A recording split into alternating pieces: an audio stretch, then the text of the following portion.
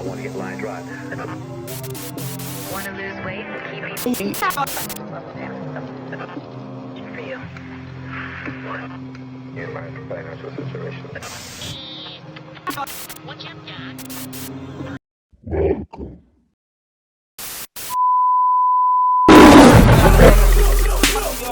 The only up of ownership. I am Oliver is Mr. Negative, and I want to welcome you to the jungle. Tune in every Wednesday. Every Wednesday. I'm going to tell you as a 25-year-old black man that I'm supposed to be in the graveyard in a prison somewhere. Your time is limited, so don't waste it living someone else's life.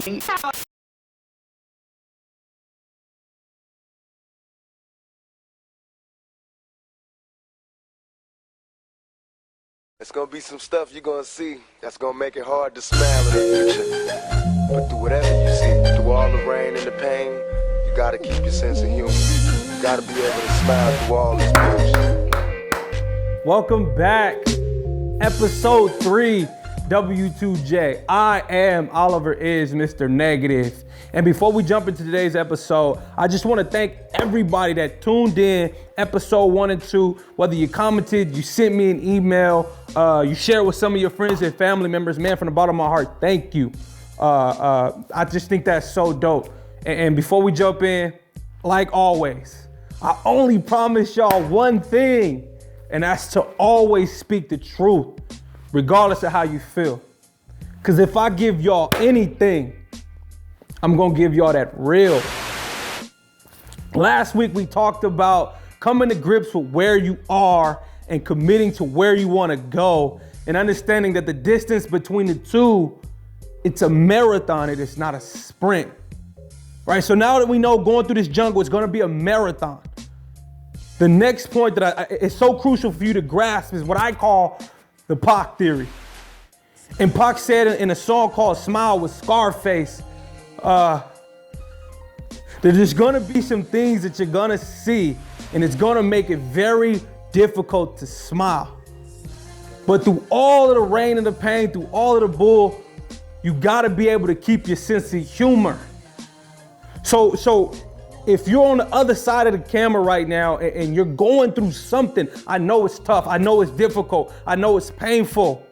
Trust me, I know, right? Like if you're a single mom and you're like, yo, like my child's father is never in his life. Like, I don't understand why I have to do this alone. I didn't sign up for this. If you're in the hood and you like, yo, all I see is murder and violence and drug sales all around me. Like, how did I get here? Like, I understand you, trust me. You in an abusive relationship and you don't understand, how do I break this? How do I get out of this? I feel you, your mother's on drugs, I feel you. So what I'm telling you is that something's gonna happen in your life that you can't explain. Things are gonna happen and it's gonna be very difficult for you. I remember I went to 5 different foster homes before the age of 6. Like my mother had to go to rehab and she beat drugs. Like she got over the drugs, like she beat alcoholism. Like she finally got all 4 of her kids back.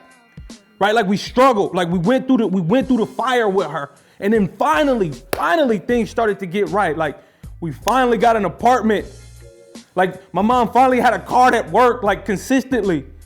Me and my brothers and sisters were finally able to play sports. Like it almost started to seem like a normal life, or whatever that means, right? Like it almost started to seem normal.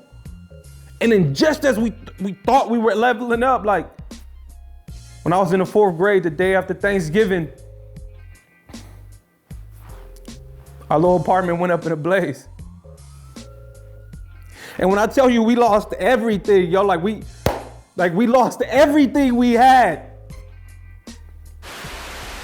And it's back to sleeping at the park. It's back to the shelters. Like we was back at the shelters. We was back during Christmas time, like getting the canned goods and the turkey. Like we slept in a motel for an entire year.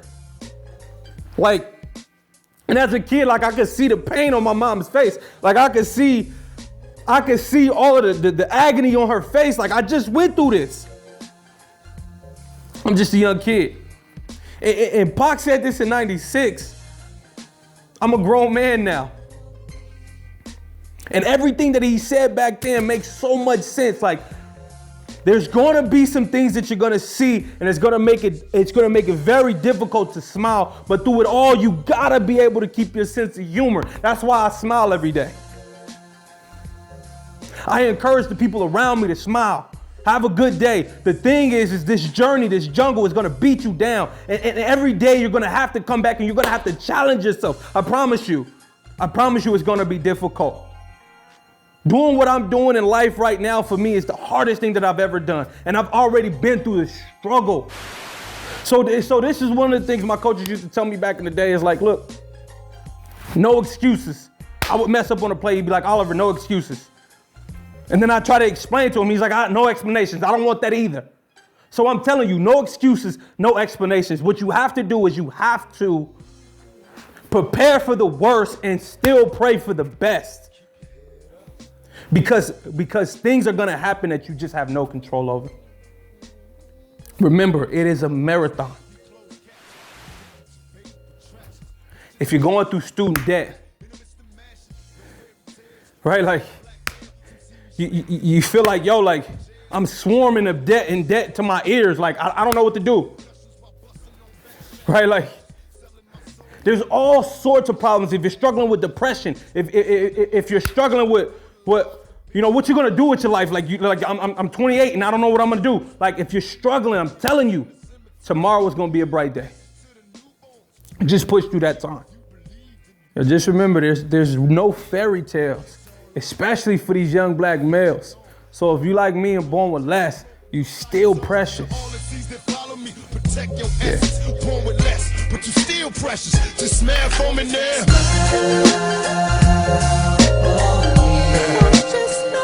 Smile for me now. Smile. Look at all Sam. Nigga, you black. Smile for me now. You ain't got nothing to be worried about.